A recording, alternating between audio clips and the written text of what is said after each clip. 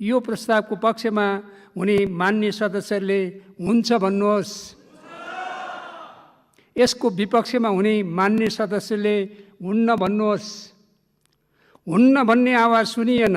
तसर्थ नेपालको संविधान दोस्रो संशोधन विधेयक 2077 माथि विचार गरियोस् भन्ने प्रस्ताव सर्वसम्मतिले स्वीकृत भएको घोषणा गर्दछु।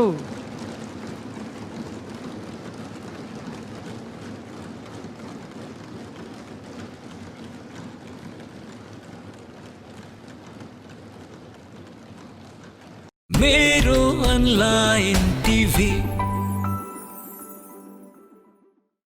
अब माननीय कानुन न्याय तथा संसदीय मामिला मन्त्री डाक्टर शिवमाया तुम्बा आम्फेलाई छलफलमा उठेका प्रश्नहरूको जवाफ दिन अनुमति दिन्छु।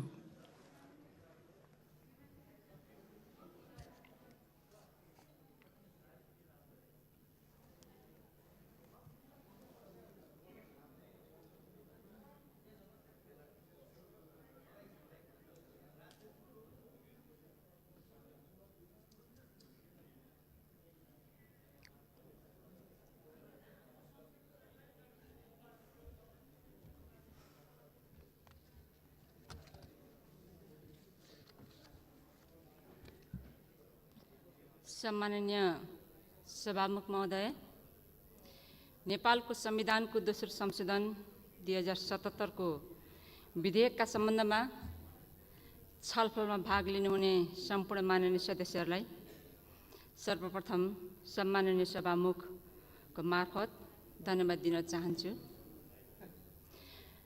सबै दलहरू एकताबद्ध भई एउटै आवाजको साथ एक स्थानमा उभिएको देख्न पाउँदा यो दिनलाई एउटा ऐतिहासिक दिनको रूपमा हामीले दर्ज गर्न सकेको देख्दा हामीलाई खुसी लागेको छ। यस सन्दर्भमा सत्ता पक्ष मात्र होइन, प्रमुख प्रतिपक्ष दल र अन्य दलहरू समेत कोही पनि विमतिमा नउभिकन राष्ट्रियताको पक्षमा सबै एकमत एकजुटको साथ उभिएको देख्दा मलाई लाग्छ हामी त खुसी नै भयौँ, आम नेपाली जनता अझ खुसी भएको देखेका छौँ। सम्माननीय सभामुख महोदय, हाम्रो संविधान लिखित संविधान जसलाई हामी संशोधन गर्न सक्ने प्रावधान हाम्रो संविधानमै उल्लेखित गरेका छौँ। हाम्रो संविधानको धारा 274 मै हामीले अंगीकार गरेर त्यसमा व्यवस्थित गरेका छौँ।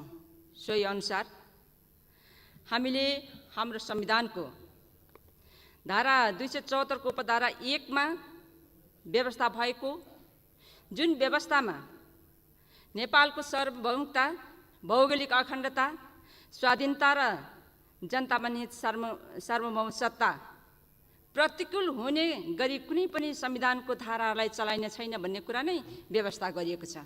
त्यसमा हाम्रो यो संविधान संशोधनको विधेयक आकर्षित छैन र हामी हाम्रो संविधानमा व्यवस्था गरेको र संविधानले सम्बोधन गरेको त्यसमा त्यही संविधानको धारा 274 को त्यसमा व्यवस्था भए अनुसार संविधानको कुनै धारालाई संशोधन वा खारेज गर्ने प्रावधान पनि संविधानमा व्यवस्था गरिएको छ। त्यसैले नेपालको संविधान स्वयंले नै स्वीकार गरेको विषयलाई म यस सदनमा स्मरण गराउन चाहन्छु।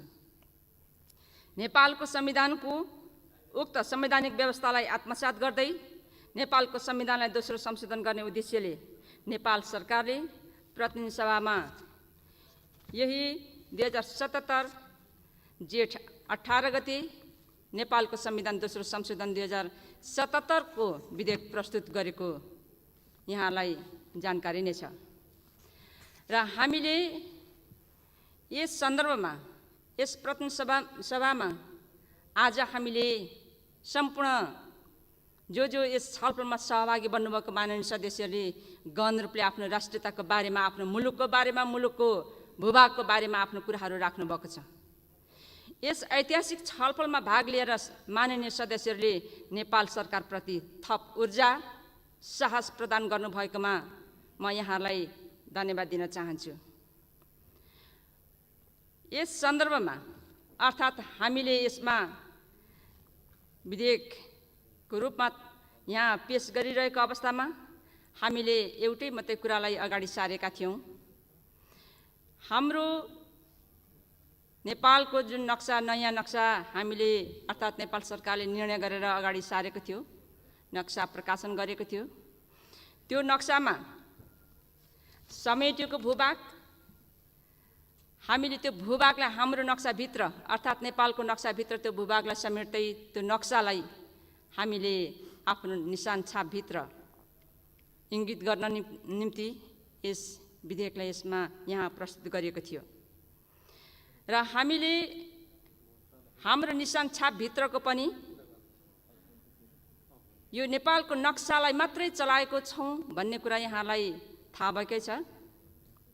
र हामीले यो निशान छापभित्रको नेपालको नक्सा, त्यसमा हामीले यो लिम्पियाधुरा, लिपुलेक र कालापानी समेटेको नक्सा हामीले हाम्रो निशान छापभित्र समावेश गर्ने गरी हाम्रो प्रस्तावलाई अगाडि सारेका छौँ।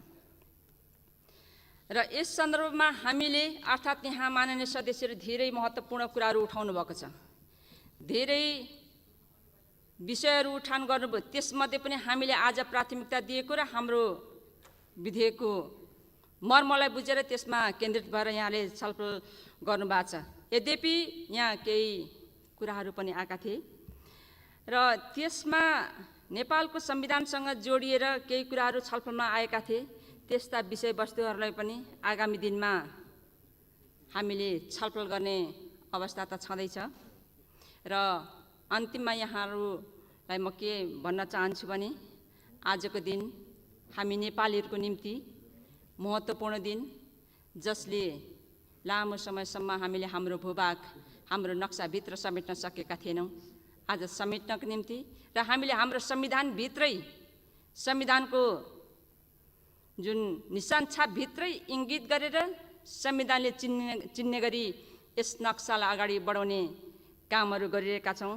यस सन्दर्भमा म सम्पूर्ण माननीय सदस्यले जे आफ्नो कुराहरू राख्नु भएको छ त्यसप्रति म आभार प्रकट गर्न चाहन्छु। सम्माननीय सभामुख महोदय, अन्त्यमा यस विधेयकमाथि छलफल गर्नुहुने सम्पूर्ण माननीय सदस्यहरूलाई राष्ट्रियताको पक्षमा उभिनु भएकोमा फेरि पनि धन्यवाद दिन चाहन्छु। यसको साथै यहाँ सबै दलहरू पनि एक ठाउँमा उभिनु भएको देख्दाखेरि हामी यहाँ रहने मात्रै होइन, सम्पूर्ण नेपाली जनताहरू खुसी भएको अवस्था छ। त्यसैले हामी हाम्रो भूभाग फिर्ता लिएरै छाड्छौँ। त्यो भूभाग हाम्रो हो, त्यो भूभागको भोग चलन गरेरै छाड्छौँ। त्यसैले हामी राष्ट्रियताका सवालमा सधैँ एकजुट हौँ भन्दै आफ्नो कुरा यहाँ टुङ्ग्याउँछु। धन्यवाद। अब यो छलफल यहीँ समाप्त हुन्छ। अब म नेपालको संविधान दोस्रो संशोधन विधेयक 2077 माथि विचार गरियोस् भन्ने प्रस्तावलाई निर्णयार्थ प्रस्तुत गर्दछु। यो प्रस्तावको पक्षमा हुने मान्य सदस्यहरूले हुन्छ भन्नुहोला, यसको विपक्षमा हुने मान्य सदस्यहरूले हुन्न भन्नुहोला। यो प्रस्तावको पक्षमा हुने मान्य सदस्यहरूले हुन्छ भन्नुहोस्। यसको विपक्षमा हुने मान्य सदस्यले हुन्न भन्नुहोस्। हुन्न भन्ने आवाज सुनिएन, तसर्थ नेपालको संविधान दोस्रो संशोधन विधेयक 2077 माथि विचार गरियोस् भन्ने प्रस्ताव सर्वसम्मतिले स्वीकृत भएको घोषणा गर्दछु।